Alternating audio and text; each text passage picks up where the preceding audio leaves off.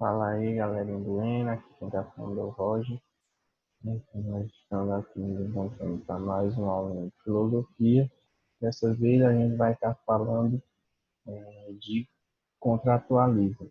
Então, a gente vai estar falando aqui sobre os pensadores, né, desta corrente filosófica que é o contratualismo. Então, a gente vai estar falando de Locke e também de Rousseau e depois fazendo uma questão. É algo bem direto, bem objetivo, uma síntese, né, como está nesse período, né?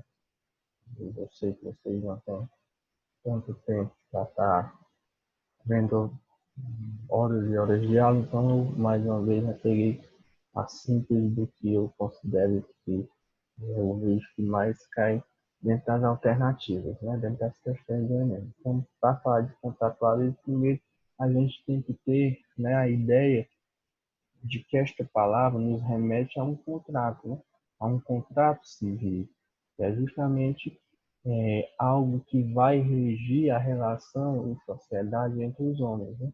Que anteriormente à assinatura deste contrato, né? Assim como fosse a assinatura, eles viviam em um estado de natureza, o que para Hobbes vai ser um estado de natureza conflituoso, selvagem, né?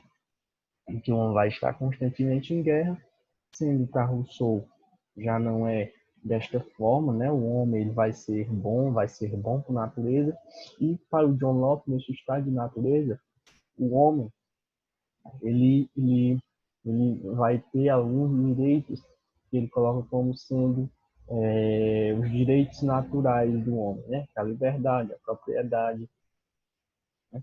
Então, ele vivia nesse estado de natureza, né? Vivia cada um por si, vamos colocar assim.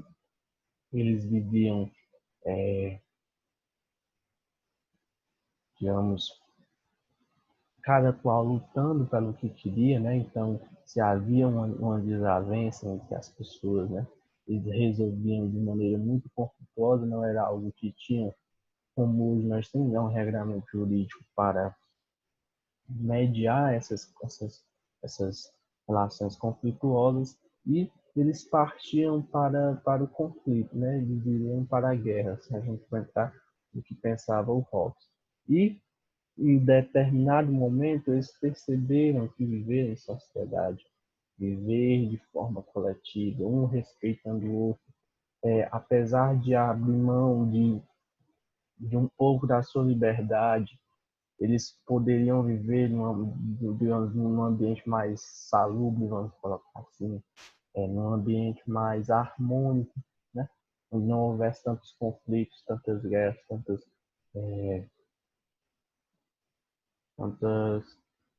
tantos embates, né? Então eles fizeram este pacto, né? Eles assinaram este contrato social e serviria, né? Que serviu a determinar o que cada um poderia fazer, né? Quais seriam as regras, as normas, as condutas para viver em sociedade. E isso, por consequência, nos colocou no estado civil, né? No estado de viver em sociedade, no estado sociável, onde existiria um governo que iria ser responsável por garantir a segurança, por garantir os direitos que cada um tinha e por mediar os conflitos que porventura viessem a ocorrer dentro desta sociedade, dentro deste ambiente. O que para Hobbes, no estado de natureza, né, o homem ele era conflituoso, né? Então, no estado de natureza, o homem ele vivia constantemente em guerra.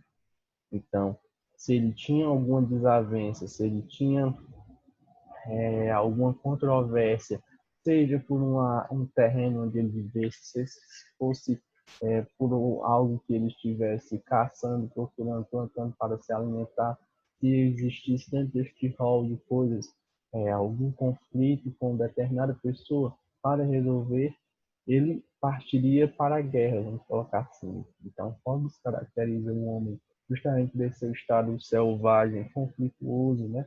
Por esse seu estado de guerra constante, em mal. Ele diz que o homem é mal por natureza, porque ele não sabe resolver as coisas, dialogando, conversando, né? Então, em determinado momento, né, abandonando esse seu estado de natureza, ele faz um acordo, ele pactua-se, né, num contrato civil, e ele abre mão desta sua liberdade, né, de ser, né, de defender o que ele quer, de defender o que ele tem, em troca justamente de uma segurança, né?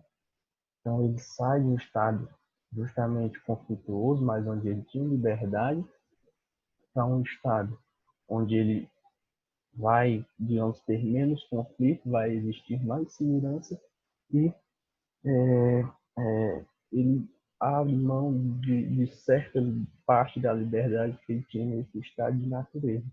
E para Hobbes, a forma de governo, né, digamos, a estrutura governamental que seria responsável por gerir toda esta sociedade, por garantir a segurança e os direitos às quais as pessoas têm, né? Vai ficar redundante, mas o direito a quais as pessoas têm direito seria a ideia do rei, do monarca, né? Então ele é um defensor do absolutismo como forma de governo. Então, quando a gente pensa em Hobbes, na ideia de contratualismo, né? Lembrando que existe o homem no estado de natureza. Qual é a ideia que Hobbes tem do homem no estado de natureza? Ele é conflituoso, ele resolve as coisas através da guerra e ele é mau por natureza. E por que de um determinado momento ele abre mão, digamos, de uma liberdade que ele tinha de espaço no seu estado de natureza para ir para um estado, digamos, sociável, né? Viver em sociedade, em estado coletivo, né? Então ele abre mão justamente dessa sua liberdade que ele tinha em troca de segurança, que era algo que no seu estado de natureza ele não tinha, porque ele vivia constantemente em conflito. E qual seria, dentro da ideia de Hobbes, a forma de governo responsável por gerir esta sociedade? Seria o absolutismo, né? Seria a ideia do monarca, né? O governo centralizado.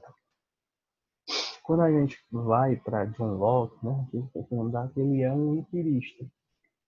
Então, as suas ideias são formadas a partir de experiência, né?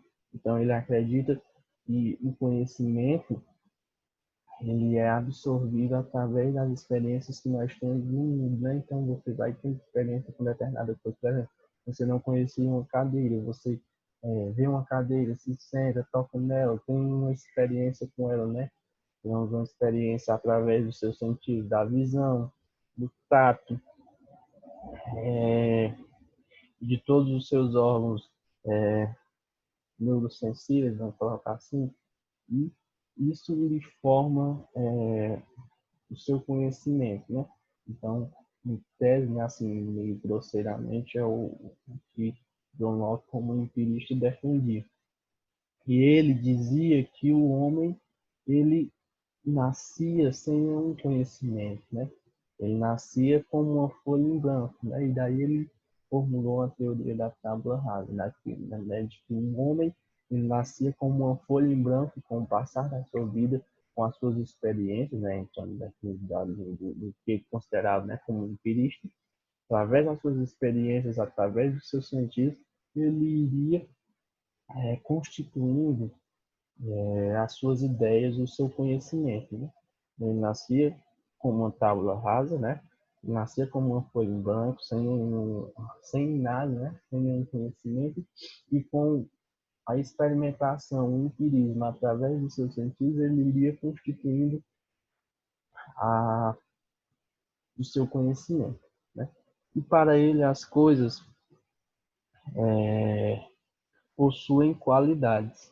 Então, existem as primeiras qualidades, vamos colocar assim, né? Ou qualidade de primeira categoria, que seria a forma, o número e a solidez. Então, qual é a forma de determinado objeto?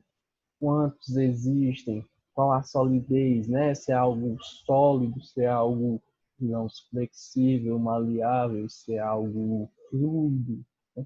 Então, entra dentro dessas categorias de primeira ordem. E uma de segunda ordem seria qual a cor? Ah, é branco, preto, vermelho, azul. O gosto, né?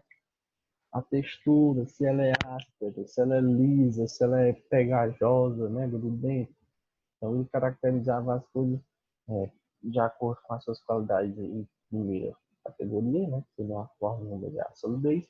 e com a segunda categoria, as qualidades de segunda categoria seriam a cor, o gosto e a textura. E entrando justamente dentro da ideia que ele tem, né, que é muito própria dentro de John Locke, né, que ajudou, né, lá na feitura da Constituição dos Estados Unidos, né, em 1774, 4 de julho, se não me falha a memória, justamente para ele tem esta ideia de o homem nascer com direitos naturais, né? Então, desde o seu estado de natureza, o homem ele tem direitos que devem lhe acompanhar desde o seu nascer até o seu morrer. São direitos que devem ser assegurados pela forma de governo vigente, né? Então, ele está lá no seu estado de natureza, ele tem direito à vida, à liberdade e à propriedade privada. Então, ele tem o direito de viver, ele tem a liberdade de viver como ele quer, de se expressar, ele tem o direito a ter, digamos, um local onde morar, né? Ter a sua casa, ter o seu terreno, ter onde plantar para poder sobreviver, né? Então, no estado de natureza, o homem ele tem esses direitos naturais, né? E ao assinar este contrato civil, a forma de governo que, que vá se ser responsável por gerir aquela sociedade, ela tem como, digamos, tem como obrigação justamente a proteção desses direitos naturais do homem. Então, esta forma de governo ela tem que proteger a vida, tem que proteger a liberdade, tem que proteger a propriedade privada. Então, diferente do que a gente viu em Hobbes, né, que a assinatura do contrato social é em troca de segurança, né, a gente fala em John Locke, que é justamente em troca da garantia, né, da proteção desses direitos naturais, né, desses direitos individuais que o homem tem, da vida, da liberdade, da propriedade privada. E a forma de governo que ele defende é o parlamentarismo, né? Como ele era inglês, né? E a época dele, né? A gente tem que lembrar que já tinha passado, né? A época de que a Inglaterra era só reino, depois passou para a República de Cromwell e depois se transformou em parlamentarista, né? Então, para ele, a forma de governo que ele defendia era justamente o parlamentarismo, que seria o responsável por garantir, por proteger esses direitos naturais que o homem tinha desde o seu estado de natureza. Chegando no Rousseau, ele, ao contrário do que Hobbes dizia, né, que o homem é mau por natureza, ele dizia que o homem é bom por natureza. Então, a ideia do bom selvagem. Então, no seu estado de natureza, né, ele vivia, vamos dizer ali, paz e amor, vivia tranquilamente, né, sem ter guerra, sem ter conflito, sem, digamos, ser ganancioso, né, ser ambicioso, sem querer ter mais do que os outros, né, vamos colocar assim, né? Mas a criação de uma sociedade que valoriza a propriedade privada, né, que valoriza os bens, que valoriza o ter, corrompeu, né, acabou por corromper, digamos, essa índole de bom selvagem, de bom homem que as pessoas tinham no seu estado de natureza, né? E para ele, o, o, digamos, o viver em sociedade, né, a assinatura do contrato social, ela devia justamente ter como objetivo uma obrigação de diminuir os efeitos dessa desigualdade social que foi gerada justamente pela criação da propriedade privada. Então, no seu estado de natureza, né, de viver lá bem, livre na natureza, vamos colocar assim, né, com liberdade de poder usufruir de tudo que existia, mas em determinado momento alguém decidiu cercar o primeiro pedaço de terra. Então ali já criou-se a primeira propriedade privada, né? Então, você vendo alguém, né, que estava ali cercando um pedaço de terra, você também iria querer cercar um pedaço de terra para garantir aquilo seria seu, mas você iria querer fazer um cercamento do mesmo tamanho ou menor do que a pessoa que tinha feito primeiro? Não, você iria justamente querer fazer maior, ter terras, né, ter uma propriedade privada muito maior. E assim, né, foi se em cascata, né? Então gerou uma ambição, gerou uma corrida, né? Gerou vamos dizer, um embate, né? Para ver quem tinha mais terras, quem tinha mais bens. E isso acabou por gerar desigualdade social entre as pessoas. E a assinatura deste contrato civil para viver em sociedade, ele devia visar justamente a diminuição dessas desigualdades, né? Porque existiam muitas pessoas com muitos bens, muitas terras, e existiam outras com poucos bens, né? Com poucas terras. E o Rousseau defendia justamente que se enfrentasse essa desigualdade social, que a partir de viver em sociedade, na assinatura desse contrato civil, fosse propiciada uma diminuição dessas desigualdades sociais, através de uma forma de governo, né, que ele designava como vontade geral, né, que a gente pode remeter a uma defesa do Estado democrático. Né? Então, seria a vontade da maioria que iria prevalecer. Então, se a maioria queria determinada coisa, por ser democraticamente decidido através de voto e da expressiva maioria querer aquilo, né? Então, deveria-se ser realizado daquela maneira. Né? Então, são três formas de governo aí, né? Que cada um defendia, né? O Hobbes, para o Hobbes, o homem era mau, né? Ele abria mão da sua liberdade do Estado de natureza justamente em troca de segurança, e a forma de governo responsável por manter esta segurança seria o absolutismo, né? A ideia do monarca. E John Locke, o homem, no seu estado de natureza, ele tinha direitos naturais, que era a vida, a liberdade, a propriedade. Ele assinava esse contrato social com vistas a haver a proteção desses direitos naturais, né? Então, haver a garantia de que esses direitos naturais e privados não fossem violados, e quem era o Estado por a forma de governo, melhor, perdão, quem seria a forma de governo responsável por garantir isso seria o parlamentarismo. No Rousseau já é ao contrário, né? Para ele, o homem, o estado de natureza, ele era bom. Quando houve a criação da ideia de propriedade privada, isso corrompeu o homem, tornou-o ambicioso, né? E gerou desigualdade entre as pessoas. Então, alguns tinham muitas terras, tinham muitos bens, e outros tinham menos ou não tinham nada. E isso acabou por gerar desigualdade, né? Acabou por gerar desigualdade social. E a assinatura do contrato civil, ela seria justamente responsável por combater essa desigualdade social, né? Combater os efeitos dessa desigualdade social, diminuir os efeitos dessa desigualdade social. E a forma de governo responsável por, digamos, trabalhar para diminuir os efeitos dessa desigualdade social seria o que ele designou, melhor dizendo, como vontade geral. Que aí entra numa ideia de defesa do Estado democrático, onde a vontade da maioria é a que prevalece. Né? Então, esses são os três principais pensadores contratualistas, né? A síntese das suas ideias, o que eles pensavam, de acordo com o melhor do Estado de natureza, qual a finalidade da assinatura de um contrato civil, né, de um contrato social, e qual a forma de governo que seria responsável por gerir essa sociedade e garantir a pleno cumprimento do contrato social.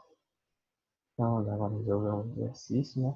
O NTP e nos traz como enunciado o seguinte: seguindo a teoria da formação do Estado de John Locke, para viver em sociedade, cada cidadão deve manter a liberdade do estado de natureza, direito inalienável, e abrir mão de seus direitos individuais em prol do bem comum, se abdicar de sua propriedade, submeter-se ao poder do mais forte, de concordar com as formas estabelecidas para viver em sociedade, ou a alternativa é renunciar à posse jurídica de seus bens, mas não à sua independência. Então, vamos pensar aí em qual alternativa vocês acham correta e vamos agora aqui para a, a leitura do texto que já tocou. Se quiserem, podem pausar aí e resolver a questão, depois vocês continuam. Sendo os homens, por natureza, todos livres, iguais e independentes, ninguém pode ser expulso de sua propriedade submetido ao poder político de outrem sem dar consentimento. A maneira única em virtude da qual a pessoa qualquer renuncia à liberdade natural e se reveste dos laços da sociedade civil consiste em concordar com outras pessoas em juntar-se e unir-se em comunidade para viverem com segurança, conforto e paz umas com as outras, gozando garantidamente das propriedades que tiverem e desfrutando de maior proteção contra quem quer que não faça parte dela. Né? Então, justamente, esse texto ele traz a síntese do pensamento de John Locke, né? Trabalhando em cima da ideia dos direitos naturais a qual o homem tem e traz desde o seu estado de natureza, né? Que é a ideia da liberdade, a ideia de serem iguais, de serem independentes, de ter a sua propriedade, de terem direito às vidas, né? E uma única maneira dele abrir mão vamos dizer, né? Dessa sua liberdade que ele goza no seu estado de natureza seria para que ao assinar o contrato, né, assinar o contrato social, colocando figurativamente, né, iriam se ter normas, regras, leis que seriam responsáveis por garantir a proteção desses direitos. E a forma de governo que ele defende como sendo a mais adequada para tal missão, vamos colocar assim, seria o parlamentarismo. Né? E a alternativa ela quer saber, segundo a teoria da formação, desculpa, segundo a teoria da formação do. Calma aí, perdi aqui, desculpa. Segundo a teoria da formação do Estado de John Locke, para viver em sociedade, cada cidadão deve manter a liberdade do Estado de natureza e direito inalienável. Se justamente ele vai ter que abrir mão de parte da sua liberdade para viver em sociedade, então não quer dizer, né, essa alternativa ela se torna incoerente quando ela diz manter a liberdade do estado de natureza, porque ele não vai ter dentro da sociedade a mesma liberdade que ele tinha no seu estado de natureza. Ele vai abrir mão de parte da sua liberdade para viver em sociedade, viver dentro de determinados limites para haver justamente a proteção dos seus direitos naturais. Então, a alternativa A é incoerente. A B, abrir mão dos seus direitos individuais em prol do bem comum. Então, ele não vai abrir mão dos seus direitos individuais. Ele vai justamente para um estado, para um viver em sociedade, para proteger esses seus direitos individuais. Então, ele não vai abrir mão deles, né? Ele vai apenas, digamos, limitar um pouco a liberdade que ele tinha no estado de natureza, mas ele não vai abrir mão desses direitos. Então, a alternativa B também é equivocada. A se abdicar de sua propriedade e submeter-se ao poder do mais forte? Não é simplesmente abdicar da propriedade e submeter ao poder do mais forte, né? Porque não vai abdicar a mão da propriedade. A gente tem que lembrar que ele está indo para um estado de viver em sociedade justamente para proteger os seus direitos sociais, os seus direitos naturais, os seus direitos individuais. Dentro desses direitos individuais e naturais há justamente a ideia de propriedade. Então, ele não vai abdicar a sua propriedade privada, nem vai se submeter ao poder do mais forte, único e exclusivamente, digamos, por ele ser mais forte. Né? Ele vai dar consentimento a uma forma de governo, vamos colocar assim, a um representante social, para que ele possa proteger os direitos sociais que esta pessoa goza, né? Ela tinha no seu estado de natureza e que viviam constantemente sob ataque. Alternativa D, concordar com as normas estabelecidas para a vida em sociedade. Sim, né? Vamos mais uma vez, você fica repetitivo e pode ser até chato, mas repetindo assim, eu creio que fica bem guardado na cabeça de vocês, né? Então, ele vive no estado de natureza, né? Um estado conflituoso, insalubre, vamos colocar assim, onde os seus direitos naturais, né? O direito à vida, à liberdade, à propriedade, eles são constantemente vilipendiados e agredidos, né? Então, eles vivem sob constante ataque e para que ele tenha esses seus direitos protegidos, para que esses seus direitos não sejam atacados, ele concorda em viver em sociedade, concorda com determinadas normas, determinadas leis, determinadas condutas sociais, né, para viver em sociedade e ter justamente os seus direitos protegidos contra ataques, contra vilipendiações, né? Então, é justamente essa ideia dentro da teoria de formação do Estado de John Locke de concordar com as normas estabelecidas para a vida em sociedade, né? Porque ele vivendo em sociedade ele vai estar, digamos, com seus direitos mais protegidos e menos expostos e agredidos do que se ele estivesse vivendo em estado de natureza, né? Então, ele concorda com as normas estabelecidas para vir em sociedade. Então, não é a ideia de que ele vai apenas se submeter ao poder mais forte.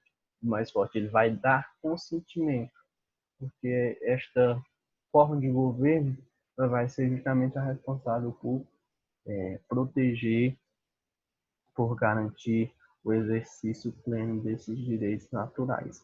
Então assim, a D é a nossa alternativa correta.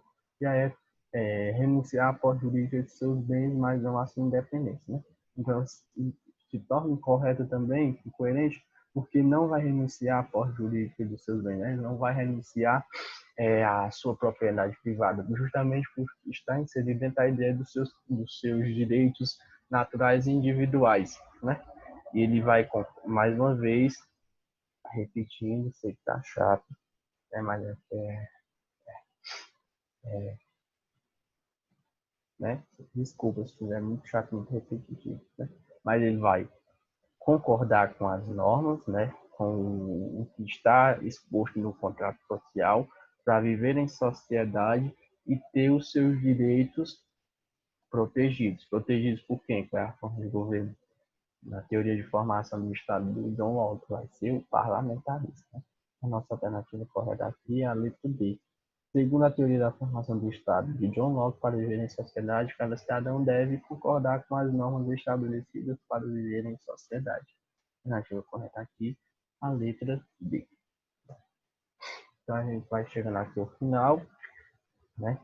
Para, né, digamos, para facilitar o entendimento de vocês quando se trata de contratualismo, vocês lembrem do estado de natureza, do contrato civil e do estado civil, né? A forma de governo responsável. Quando se trata de um rol do estado de natureza, o homem é mau, o homem é conflituoso, ele vive em estado constante de guerra. Qual é a ideia do contrato civil, né? Então, na ideia de contrato civil em Hobbes, o homem vai abrir mão da sua liberdade para viver em segurança. E qual é a forma de governo responsável por garantir esta segurança? Vai ser justamente o absolutismo, a monarquia. Em John Locke, no estado de natureza, o homem ele tem seus direitos, né? Ele nasce com direitos naturais, que é o direito à vida, à liberdade e à propriedade privada, e que nesse estado de natureza eles são constantemente atacados, né? Eles estão sob constante risco. E ao assinar o contrato social, né?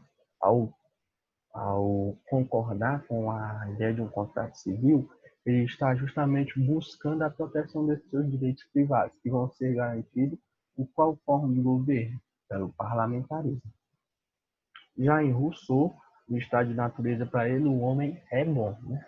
Então o homem nasce bom, mas ao haver a criação da propriedade privada, né? Ao haver digamos, o primeiro delimitação de espaço, né? E colocar aquilo como uma propriedade privada, aquilo acaba por despertar ambição e corromper o homem, né? Ele acaba sempre querendo ter mais e mais do que o outro, o que leva a desigualdades sociais. E ao assinar o contrato social, né, para viver em sociedade, ele busca justamente diminuir os efeitos que essa desigualdade social gerada pela propriedade privada desencadeou. E a forma de governo responsável por garantir o pleno exercício, vamos colocar assim, o pleno cumprimento deste contrato civil, deste contrato social, vai ser o que ele chama de vontade geral, que é uma defesa, na ideia de a defesa do Estado democrático, né? Na ideia de uma defesa do que a maioria quer, do que a maioria deseja. Né? Para facilitar aí o entendimento de vocês. Né? Então, a gente vai mais uma aula. Espero que tenha sido proveitosa para vocês, não muito cansativa, não muito repetitiva e chata. Caso tenha ficado alguma dúvida, alguma compreensão, vocês podem entrar em contato comigo, estou à disposição para buscar sanar alguma possível dúvida que tenha ficado para vocês. Mas, boa aula, bons estudos, se cuidem e até a próxima. Valeu.